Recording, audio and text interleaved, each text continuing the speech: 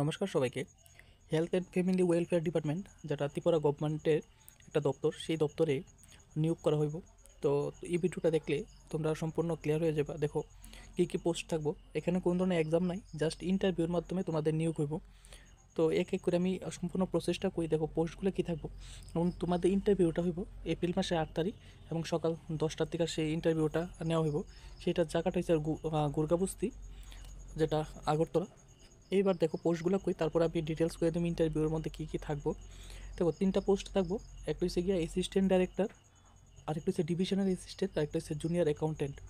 তো এইগুলোর কোয়ালিফিকেশান কী থাকবো, প্রথমত আমি কয়ে দিই স্যালারিটা দেখার। তো অ্যাসিস্ট্যান্ট ডাইরেক্টর সেটা হইব 35,000, অর্থাৎ 35,000। তার পরবর্তী সময়ে পরবর্তী যেটা ডিভিশনাল অ্যাসিস্ট্যান্ট সেটা 23,000। তারপর জুনিয়র অ্যাসিস্ট্যান্ট সেটাও 23,800।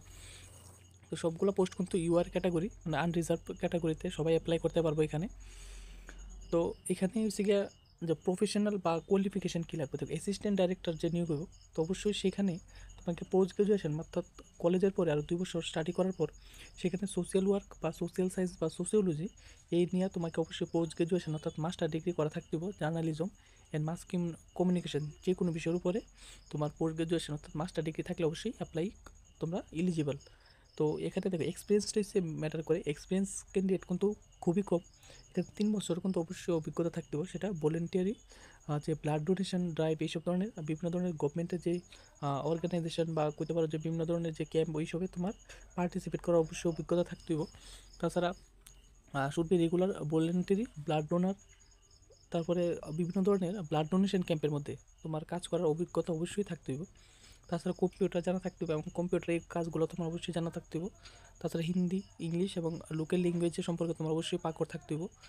এবার এই যে পোস্ট সেটা হচ্ছে ডিভিশনাল অ্যাসিস্ট্যান্ট, সেটার যোগ্যতা তোমার থাকতে হবে যে কলেজ পাস হইতে হবে, মানে ডিগ্রি থাকতে হবে কলেজে, মানে কলেজ কমপ্লিট করা থাকতে হবে তোমার। তাছাড়া হচ্ছে 5 বছরের কাজের অভিজ্ঞতা থাকতে হবে। তখন যখন এক্সপিরিয়েন্সের মানে কাজের অভিজ্ঞতাটা চাওয়া হয়, তখন কিন্তু ক্যান্ডিডেটের সংখ্যাটা অনেকটা কমে থাকে।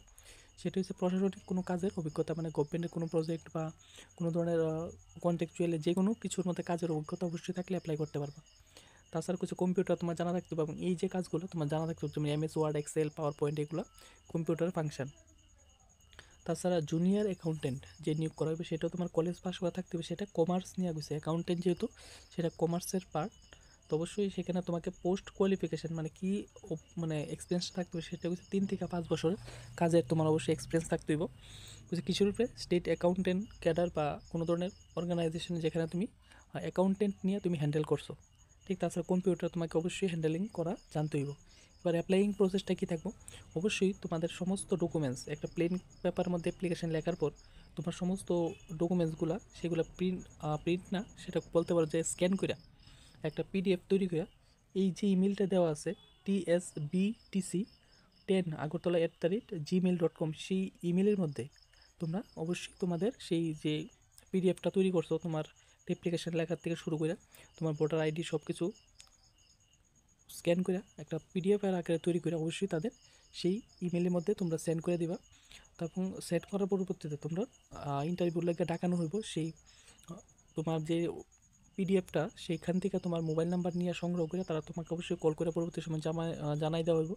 এবং টাইমিংটা দেখো সকাল 9:30 থেকে 12:30 মধ্যে তোমাদের ওই দিন যেই দিন তোমাদের ইন্টারভিউর লোক ঢাকায় ওই দিন ওই টাইমের মধ্যে তোমাদের অবশ্যই থাকতে হবে। আর তাছাড়া কেউ যদি কোনো গভর্নমেন্টের প্রজেক্টে কাজ করে থাকো বা কাজ করতেছো, রানিংয়ে আসো, তাদের অবশ্যই কিন্তু এনওসি নিয়ে যাইতে হবে। তোমার ডিপার্টমেন্ট থেকে তুমি অবশ্যই পারমিশন নিয়ে যাইতে হইব।